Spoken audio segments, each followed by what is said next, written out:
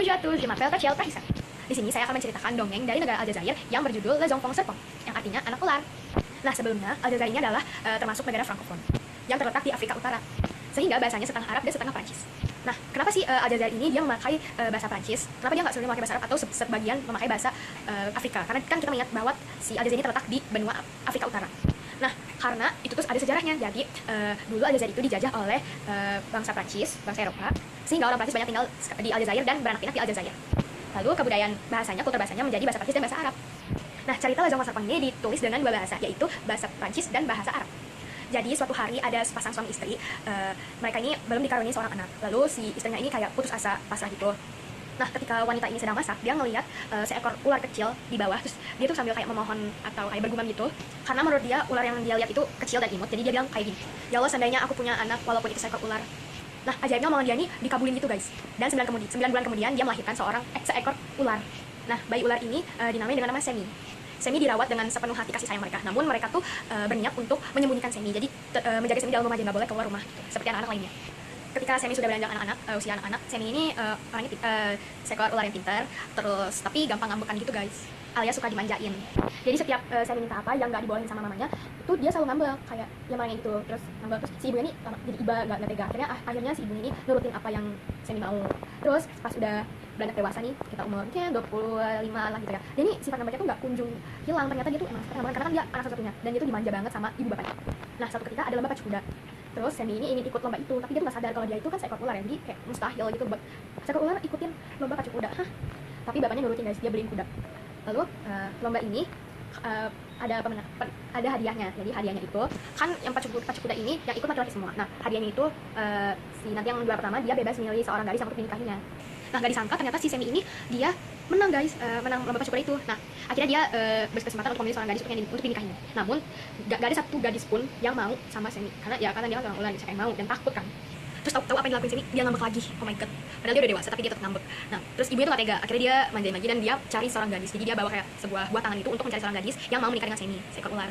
Akhirnya ibunya tuh ketemu seorang gadis. Nah, pas itu udah direncanain lah ya persiapan pernikahan gitu. Nah, suatu ketika si gadis ini lagi persiapan buat pernikahan, dia pakai gaun bagus, jadi gaun putih. Dia lagi duduk di kamar. Lalu si Semi ini lagi di atas langit-langit kamarnya gitu. Terus tiba-tiba Semi jatuh di pangkuan si perempuan muda ini, dan tahu apa yang perempuan ini lakukan? Dia teriak. Dia bilang, "Takut, tolong, ada ular." Dia bilang gitu. Terus Semi jadi, aduh kayaknya nggak bisa ini perempuan ini untuk dijadikan seorang istri buat saya gitu kan. Akhirnya Semi nambah lagi coba, dan lagi-lagi ibunya yang nyariin gadis lagi untuk Semi.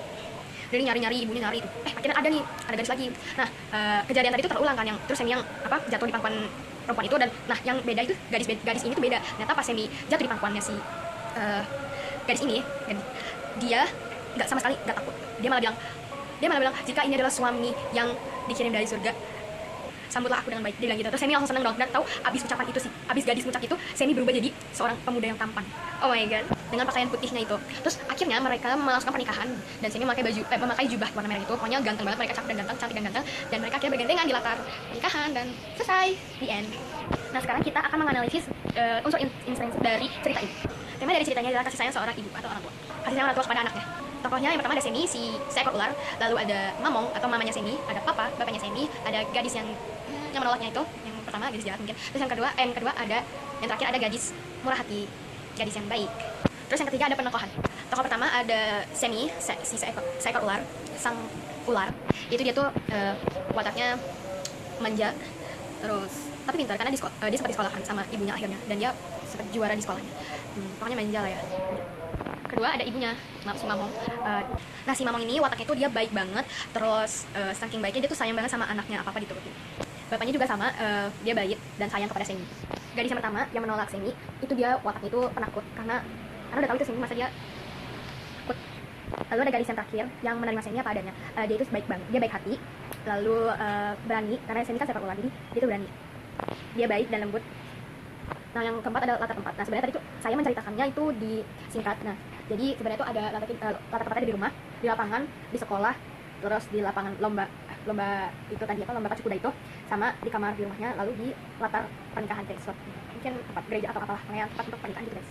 Kalau di cerita waktunya sih nggak dijelasin secara detail ya, tapi mungkin saya membaca cerita ini, saya mengira bahwa latar waktunya itu petang hari dan malam hari ketika yang di kamar persiapan mau pernikahan itu. kalau petang hari yang kayak pagi atau siang itu yang ketika di sekolah dan si Semi melihat teman-temannya main di luar jendela. Nah, untuk pesan moral yang aku ambil dari cerita ini menurut sudut pandang aku ya, itu adalah jangan memanjakan orang lain atau sekalipun anak sendiri, walaupun anak itu anak satu-satunya. Dan untuk Semi, pesan moral dari aku adalah jangan putus asa. Jangan mudah putus asa. Nah, fabel Le Zong Fong Serpong ini mirip dengan fabel di Indonesia, fabel cerita rakyat di Indonesia, yaitu yang berjudul Si Kelingking dari Bangka Belitung. Nah, cerita ini sama-sama menceritakan bahwa ada sepasang suami istri yang sudah putus asa menyerah karena dia tidak punya anak, belum punya anak. Lalu dia memohon atau memohon untuk punya anak walaupun dia memohon untuk punya anak dalam bentuk apapun. Jadi kayak dia pasrah banget, pokoknya saya harus punya anak walaupun dia seekor ular ataupun sekecil kelingking, sebesar kelingking anaknya. Gitu. Sekian dari saya. Oh lupa